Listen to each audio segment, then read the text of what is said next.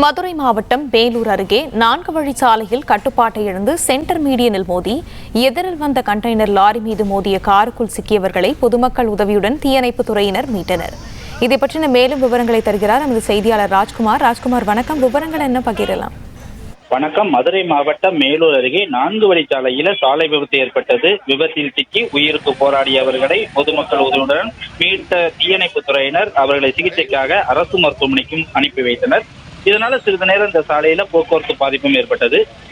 மதுரை மாவட்டம் மேலூர் அருகே சத்தியபுரம் 4 வழிச்சாலையில திருச்சி மாவட்டம் குளித்தலையைச் சேர்ந்த மீன் வியாபாரிகளான மகாமுனி மற்றும் அவரது உறவினரான ஆனந்த் ஆகிய இருவரும் தூத்துக்குடி சென்றுவிட்டு காரில் திரும்பி சென்று கொண்டிருந்தனர்.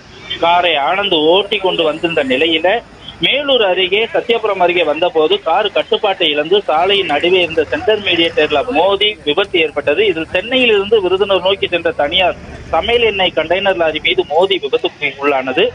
காரை ஓட்டி வந்த ஆனந்த் மற்றும் மகாமுனி இருவரும் விபத்தில் சிக்கி உயிருக்கு போராடிய நிலையில நெடுஞ்சாலை ரோந்து போலீசார் மற்றும் தீயணைப்புத் துறையினர் விரைந்து வந்து அவர்களை மீட்டு அரசு மருத்துவமனைக்கு அவர்களை அனுப்பி வைத்து சிகிச்சை பெற்று வருகின்றார்கள். இதனால போக்குவரத்தும் பாதிப்பு ஏற்பட்டுள்ளது.